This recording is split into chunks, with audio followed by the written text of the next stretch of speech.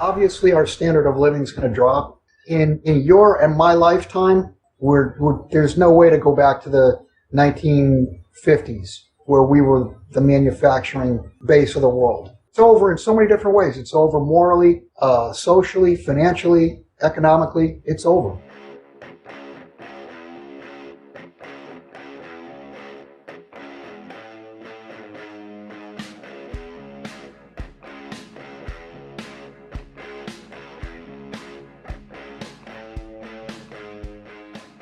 Hi, and welcome to the X22 Report Spotlight. Today we have a returning guest, Bill Holter. Bill is a financial writer, gold expert. He collaborates with Jim Sinclair on jsmindset.com. And I am very happy to have him back on the X22 Report Spotlight. He is going to bring us up to date what's going on in the economy, the world. Bill, welcome back to the X22 Report Spotlight. Thanks for having me back, Dave. Thanks for being here. And let's start off with the Brexit. We know the people had a vote. It was a referendum, an advisory referendum. They have not enacted Article 50. The Parliament, the EU states countries did not come together and vote the UK out. Where is this going? Because right now, nothing's really changed. I mean, we see the central bankers using a lot of excuses for this. But where are we going with this Brexit, and what's your take on it? Well, my opinion, first, I think Brexit is going to lead other nations. You're going to see a referendum in Italy in October, I believe, and now you've got the potential of referendum in France, Netherlands, even Belgium. It's basically a signal that the populations, there's major discontent, and secondly, it shows the non-cohesiveness of the EU, and I think it will lead to a breaking up of the EU eventually. Now, not necessarily because of Brexit, but because of what that leads to. It'll lead to other nations leaving. So, since the Brexit has happened, we're seeing a lot of things happen in other countries. You mentioned Italy. We see the Italian banks, they are, imploding on themselves. Right. German banks, same thing. We see Credit Suisse, same thing. Most of these banks are insolvent. They have so many bad loans on their books. It's ridiculous. Are we at a Lehman moment? Is this a black swan where this is going to start the chain reaction of everything collapsing? Well, we're pre-Lehman moment. The Lehman moment is when a major bank does blow up. But if you look at the CDS, the credit default swaps, on the Italian banks, they're nearly at a level where they're forecasting a 70% chance of the Italian banks blowing up. You could also look at Deutsche Bank. Deutsche Bank, their credit default swaps are almost back to where they were back in February. The system is set up like dominoes, and you can't have any domino fall in either direction because the whole chain goes in both ways. So the volatility that we had after Brexit, and I wrote immediately that weekend, the volatility that Friday and the following Monday, without a doubt, has made insolvent many financial entities. We just don't know who they are yet. And it really does not matter who they are because the whole system is insolvent. It doesn't matter if it's Deutsche Bank or Montepaschi or whoever. If you have your funds in East Podunk Bank, USA, you're still going to go down the drain when the whole system goes down the drain.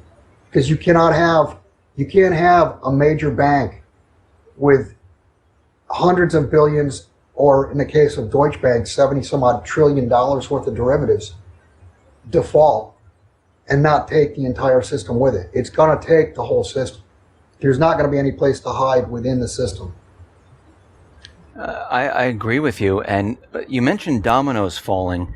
And what's very interesting about this, and this is my take on it, and I know you have a different take about what happened with the Brexit, we see that the central bankers now, the EU, they're making excuses of, hey, look, we can bail out the Italian banks. Hey, we can create more currency right now. The Fed says, hey, wait a minute, we're not going to raise interest rates. And we see the stock market come down. And it looks like, to me, that they're letting the air out of the bubble, buying themselves some time, doing things that they normally wouldn't be, I'll use the word allowed to do in normal circumstances, because how do they explain it away? So they can use this as their excuse. What is your take? I mean, do you see the same as me, or do you see something a little different? I look at it a little bit different. I agree with you. Brexit has allowed or will allow, it already has, the ECB, I guess they've told Italy they could come up with 150 billion euros they could put into the system.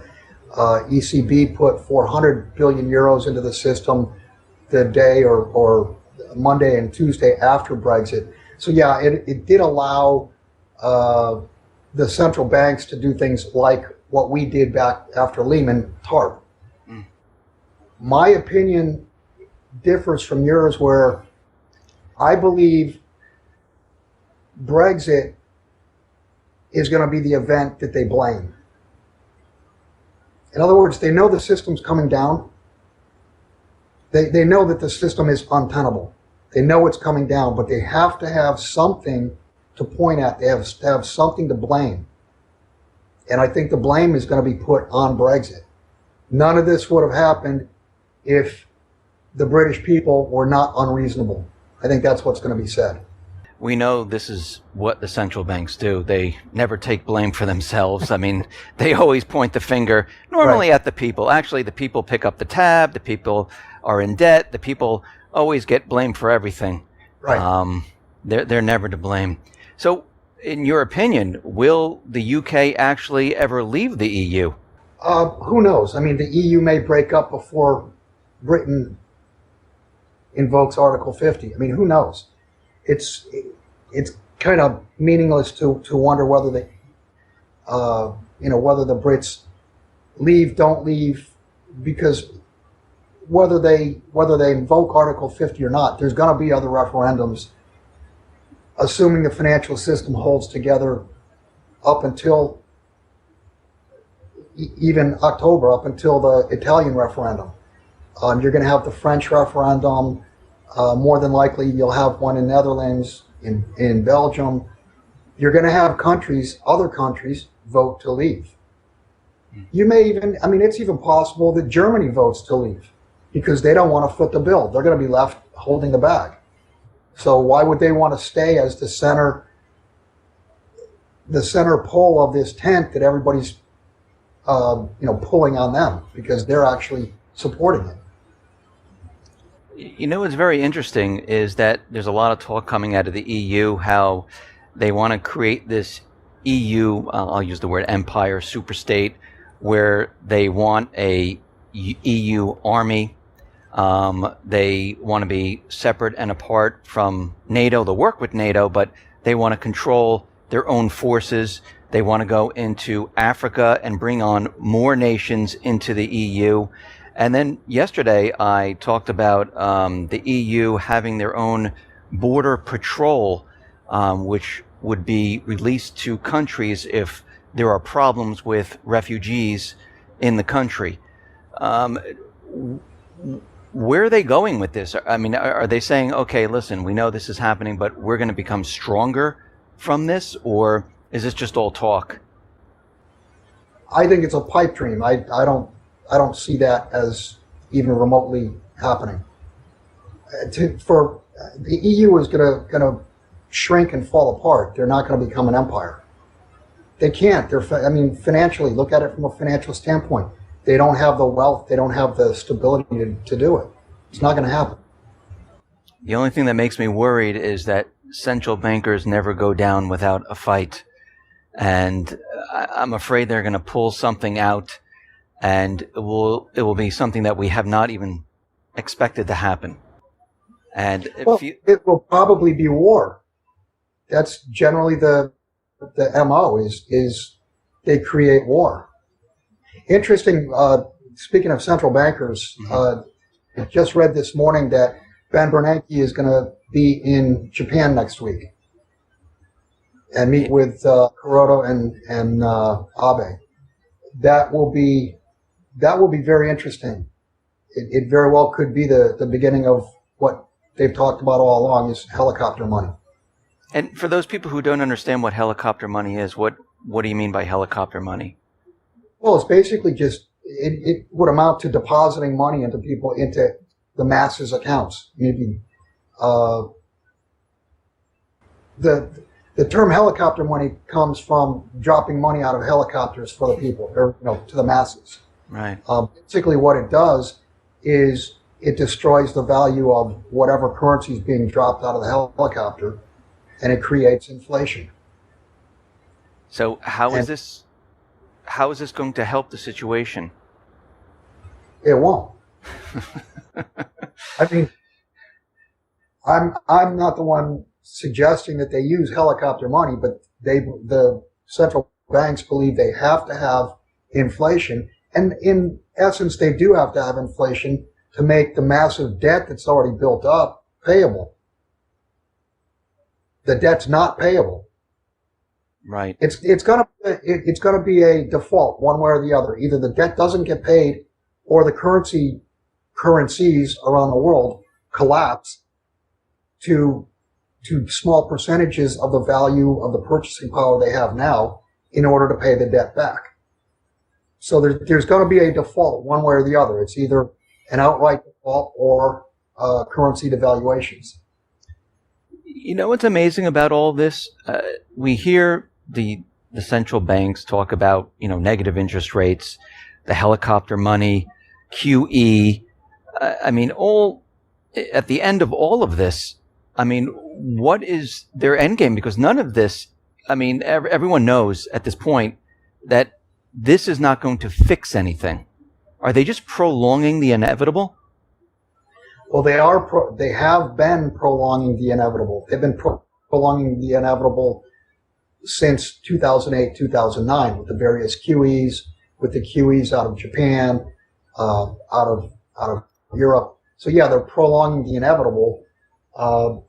What it's going to do is, and I've said this all along, we're going to have a reset. We're going to have new currencies that are trusted.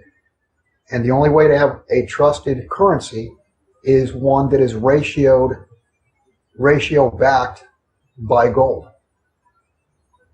And do you think, and where is this currency going to come from? Is it you talking about China or Russia, or you're talking about something completely different? Obviously, China has been accumulating gold, and it's my belief that you're going to, and this is just I guess you could say being sarcastic, but I could picture China putting all their gold reserves in the center of a football stadium and filming it for the world to see and say, here's our gold, and then ask the United States, where's yours? And that gold will go to back the currency. You've got others talking, like Jim Rickards is talking about the SDR is going to be gold backed, and that's going to be the new currency. I don't see that. I can't see how it's possible, because the IMF is the gold that they say they have is mostly pledged gold. It's not gold that they actually have. It's pledged. So they're, I think, what is it, 2,800 tons or 3,200 tons, something like that. They don't actually have that gold. And even if they did have that gold, you'd be talking about a really big number. I don't know, $7,500, $100,000 per ounce in order for the 3,200 tons to be able to back a currency that could step in and replace the dollar. Talking about gold, we've seen gold surge. We're at 13 and change right now, 13.50. It's coming down a little bit today. Is your forecast still gold continually moving upward? Well, gold is coming into the system. Gold is being remonetized. Gold is going to be what will, like I said, on a ratio, will back currencies. So, yeah, we're in it. If you want to call it a bull market, call it whatever you want, but gold is coming into the system. It's not going out. It's not going away. Do you think the central banks, the governments, do you think the manipulation has come to an end? Do you think they have the ability to manipulate the precious metals market anymore? Yeah, it's coming to an end. It has not come to an end. You can see that clearly with the amount of open interest expansion on COMEX. I mean, since the beginning of the year, there's roughly 250,000 additional contracts open on COMEX. That's what, 25 million ounces or something like that. I mean, that's an absurd number. And that has acted to dilute or retard the price of gold. And that's the way they've fought the battle, is by trying to slowly back up and slowly manage the price rise. But that's all going to end. And I've said this for a couple of years, and I get trolled whenever I say it. COMEX is going to default. I mean, it's just mathematically going to happen. The physical demand is going to far overwhelm the supply, and certainly far overwhelm the paltry inventories that COMEX is sitting on. I mean, right now we're seeing gold surge like we've been talking about, but we also see the dollar still very strong as gold is moving up. When do you think this is going to break and gold is going to continually move up and the dollar is going to start to devalue? Well, let me correct you on that. Okay. The dollar's not strong. Mm-hmm. It's that other currencies are weak. That's true.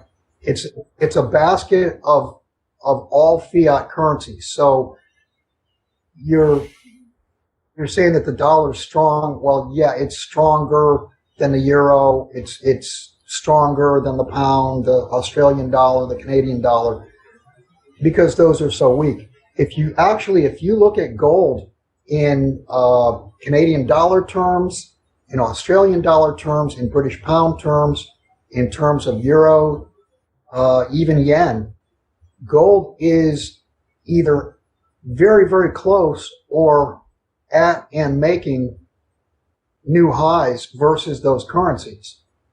So though gold is down, $500 or thereabouts from the peak back in 2011, 2012 in dollar terms, gold in terms of British pounds, Canadian dollars, Australian dollars, euros, etc., is basically making new highs.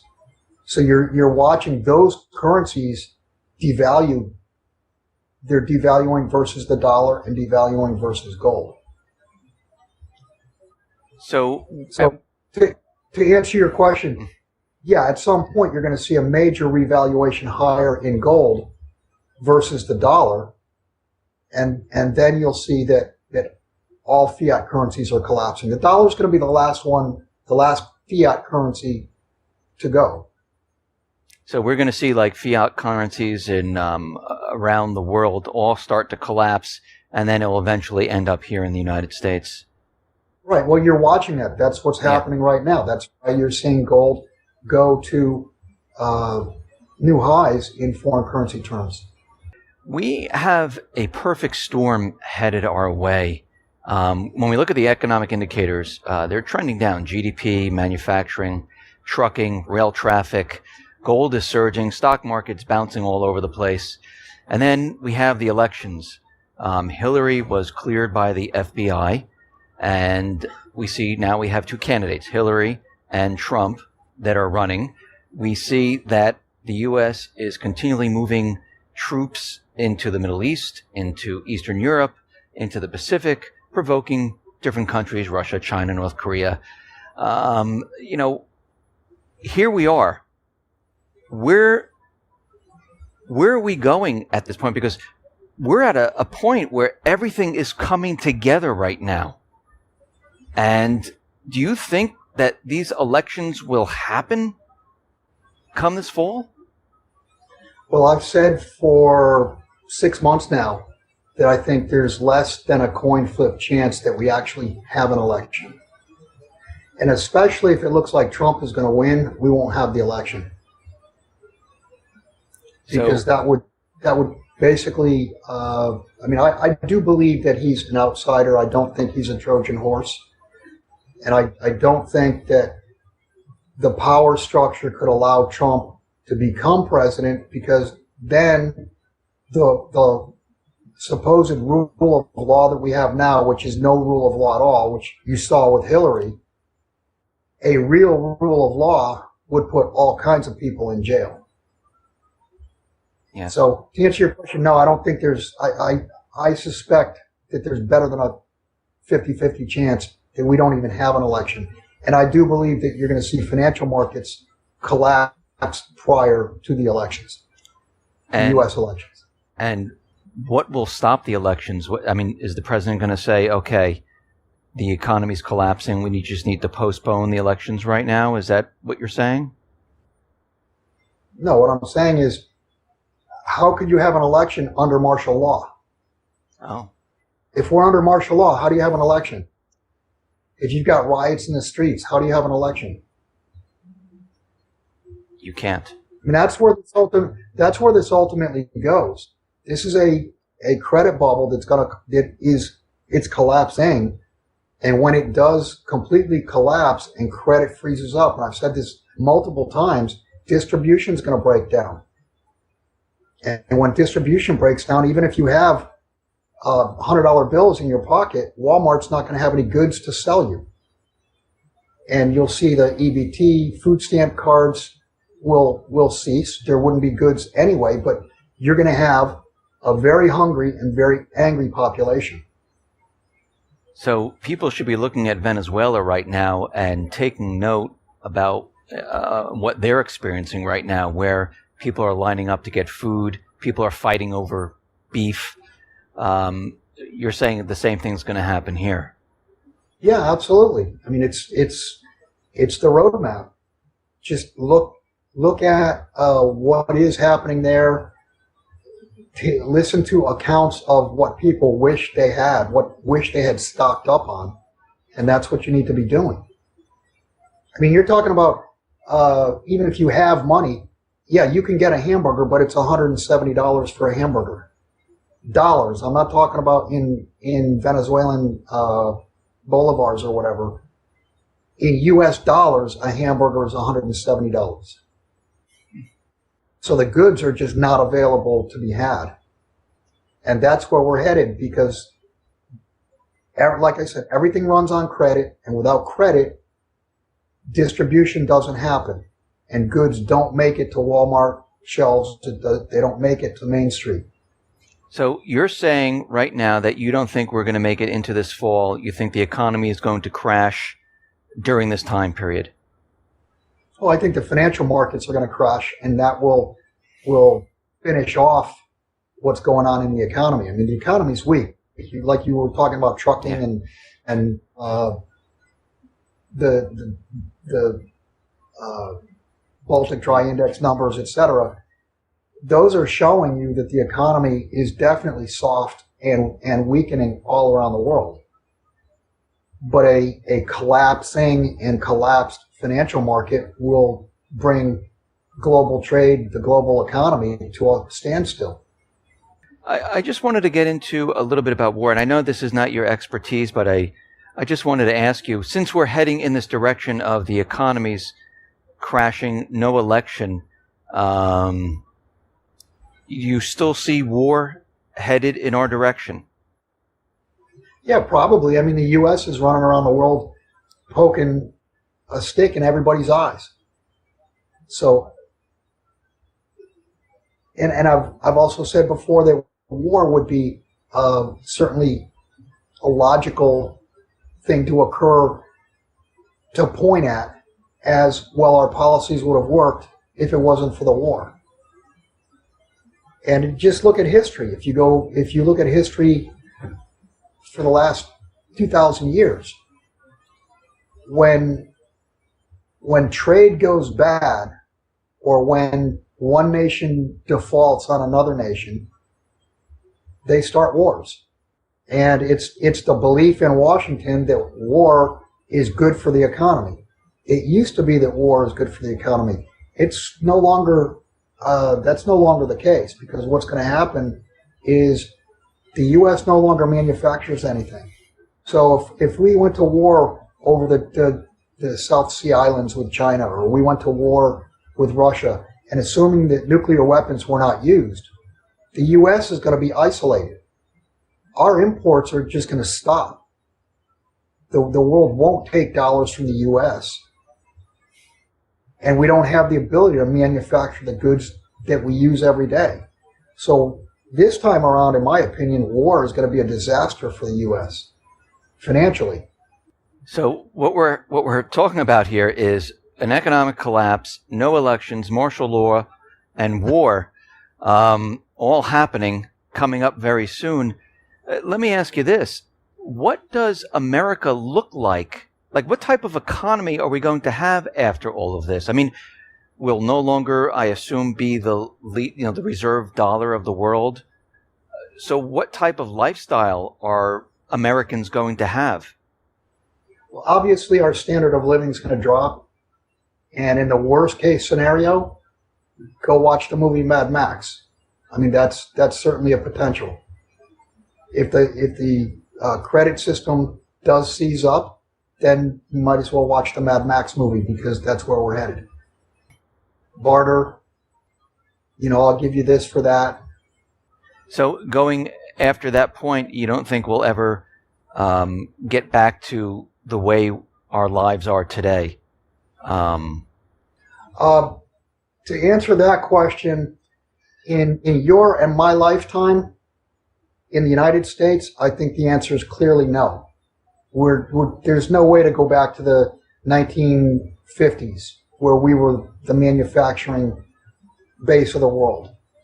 There will be no way in our lifetime during the last 50 plus years where we're the financial center of the world. That's not going to happen. Now, could it happen in 50 years or 100 years? Can the U.S. rebuild? Yes, certainly. And there will be a new system that arises, and that system will grow and build on itself, but it's going to be very different from the way we grew up. We grew up, whereas the U.S. was pretty much the leader. We were the leader of the world. We led the world in so many different areas. We're being leapfrogged. And we got fat, we got lazy, we took on too much debt. We didn't work hard. We're not manufacturing. We're not doing any of the things that made this country great to begin with. And speaking of, that brought to mind, Trump would make America great again. Think about the amount of people in the U.S. that don't work. That live on food stamps, that live on welfare, you're talking about over 50% of the population now takes. And just go back 50 years in the 1960s. Welfare, unemployment, things like that, those were supposed to be stopgap measures. They were supposed to help the person out who was down on their luck until they could stand on their own 2 feet, go back to work, or whatever. Now, food stamps, welfare, entitlements has become a way of life. There are families that where the kids grow up learning how to game the system. It's over. It's over in so many different ways. It's over morally, socially, financially, economically. It's over. Bill, thank you very much for being on the X22 Report Spotlight. Once again, how can people see your work?